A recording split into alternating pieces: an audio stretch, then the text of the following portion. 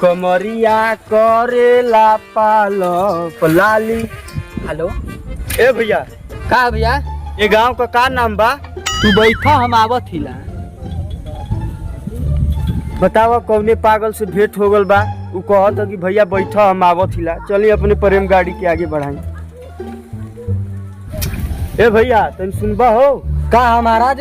ये गांव का नाम पड़ी? तू बैठा, हम आवत है। ठीक बा, बतावा।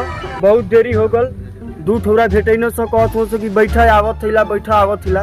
का यानी कहत पानो सो?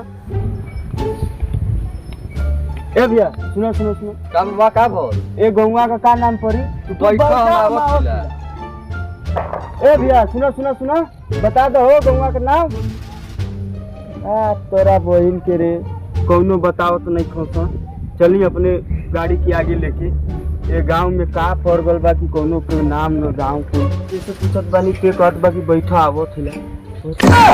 ए भैया, तनी इधर आवा। का बाबा, का कहत हुआ? गौवा का नाम पड़ी? तू बैठा, हम आवत। सुनो सुनो सुनो बचवा, सब हमके कहत बा कि बैठा, हम आवत थिला। हमके कितना बैठे बजा? ये बाबा, तोहार भरम है, ते गाँवे के नाम बैठा, हम आवत है। का ये गौवे के नाम बा बैठा, हम आवत हिला? तेरा बहन के रे। चला चली अपन साइकिल लेके घरे पहुंची कैसे।